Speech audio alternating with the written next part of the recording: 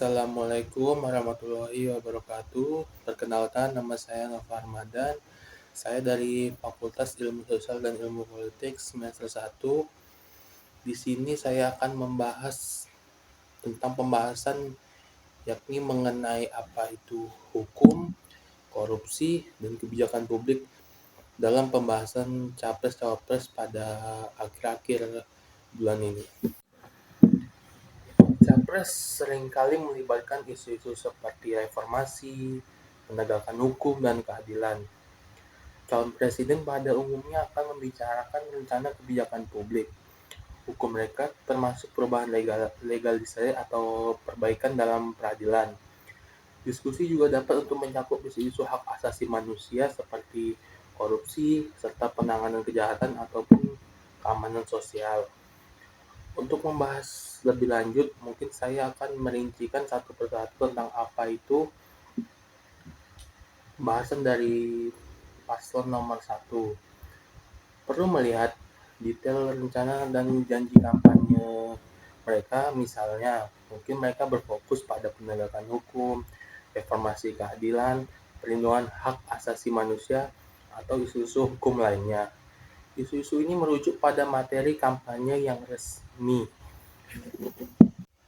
Isu pemberantasan korupsi menjadi salah satu materi yang perlu diangkat dalam perdebatan kali ini.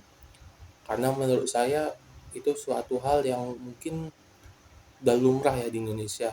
Karena itu sudah mulai menahun, sudah pasti ada kejadian satu persatu. Mungkin penyelesaiannya menurut rancangan undang-undang atau revisi undang-undang pemberantasan korupsi menguat pada lembaga dan penguatan lembaga menjadi salah satu program yang dijanjikan oleh paslon 02. Begitu juga dengan paslon 03 yang memperoleh panelis menciptakan efek jerah pada koruptor. Bisa saya jelaskan lagi, koruptor itu orang yang melakukan korupsi. Diciptakan untuk menyelamatkan pada lembaga-lembaga tertentu yang berwenang pada masyarakat, pada hukum, ataupun HAM. Jadi pada dasarnya lembaga seperti Mahkamah Konstitusi, Mahkamah Agung perlu adanya seperti kayak pengecekan atau seperti pemberantasan, tapi dimulai dari hal kecil yang pada umumnya mendasari pada kegiatan-kegiatan kegiatan-kegiatan penting. Hal itu juga mengungkapkan pada seperti contohnya kita membahas Nusa Kambangan. Hal ini juga yang ditekankan pada pemberantasan korupsi, pentingnya dari pemimpin ataupun pejabat untuk memimpin para untuk daerah-daerah tertentu untuk memberantas hal tersebut.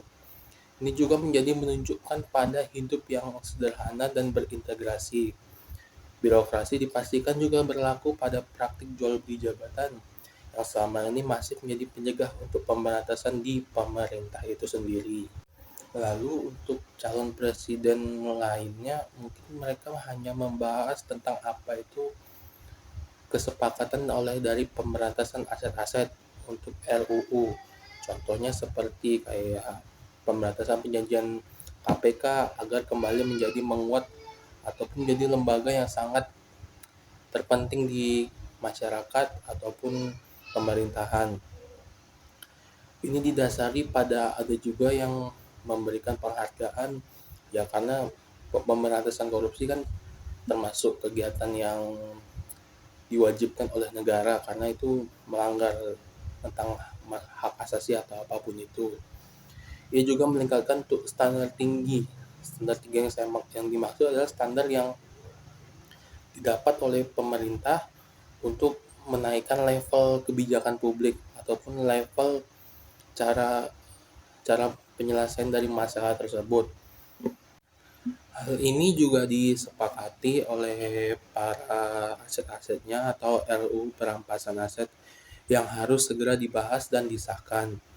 Selain itu juga untuk merevisi UU pemberantasan korupsi agar apa? Agar kembali menjadi hal yang sakral atau sah yang tidak bisa dapat diganggu gugat, dan juga menjanjikan adanya penghargaan atau diberikan kepada mereka yang membantu mengungkapkan atau menyelidiki tentang itu korupsi yang melibatkan masyarakat. Hal ini yang ditekankan oleh standar etika KPK yang harus tinggi. Hal ini juga merespon untuk untuk nomor 02 untuk menyetujui hal ini. Tak hanya KPK juga, mungkin kepolisian, BPKB atau pengawas inspektor seperti instansi negara yang harus mencegah terjadinya hal tersebut.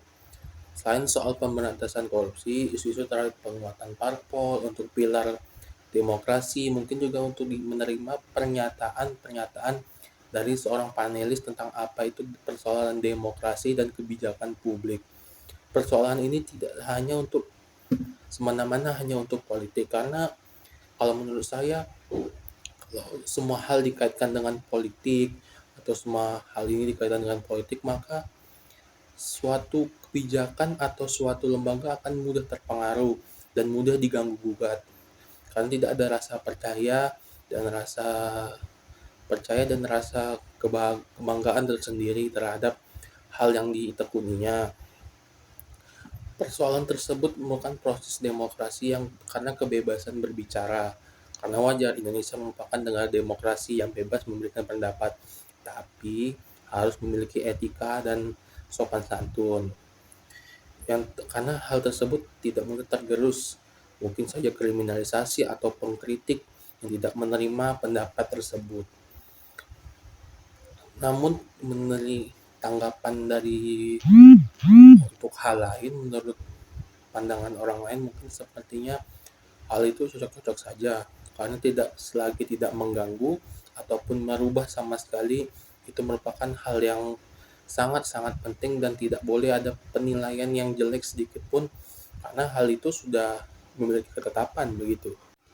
Jadi setelah 3 mencakup yaitu hukum, pelayanan publik, dan korupsi serta diliputkan oleh kerukunan warga.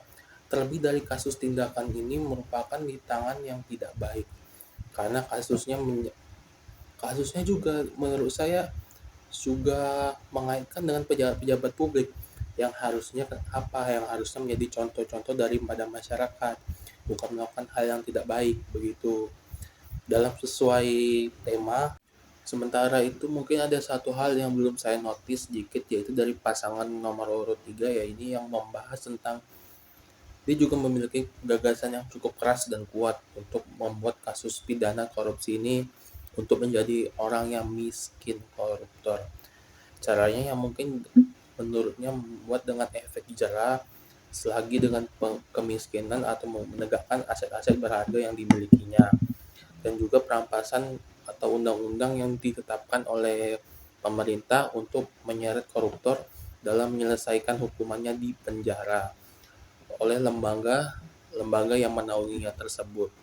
Beberapa hal yang menyatakan HAM, perbaikan pelayanan pemerintahan dan pemberantasan korupsi dan perlindungan terhadap semua kelompok masyarakat, suatu hal yang sebagai isu prioritas dan ketidakpastian dan menjadi perang. Jadi contohnya yang tidak menjadi rukun, tentram, dan damai. Jadi oleh karena itu ada hal yang harus dikendalikan oleh masyarakat dan didaungi oleh kepemimpinan dari daerah masing-masing tersebut. Sehingga manajemen negara ataupun dibilang berhasil meskipun perlu banyak kekurangan. Menyatakan juga bahwa komitmen untuk memperbaiki dan memperdalam lagi tentang pemerintah untuk menegakkan apa itu hak asasi manusia yang perlu ditekuni beberapa akhir kemudian. Dalam kesimpulannya, yang harus ditetapkan oleh kampanye itu yang bersifat edukatif, rasional, bermartabat, dan progresif. Jadi kalau semisal kampanye atau debat yang dilakukan tidak profesional atau tidak menghargai, mungkin itu salah satu menjadi ya tanggapan masyarakat atau pilihan masyarakat tersebut yang diusungnya, dan diharapkan dapat disampaikan menjadi rencana untuk 5 tahun ke depan, bukan hanya untuk 1 tahun kemudian atau 2 tahun kemudian. Jadi untuk menjadi rancangan jangka panjang dan termasuk menjadi salah satu untuk sebagian pengelolaan negara.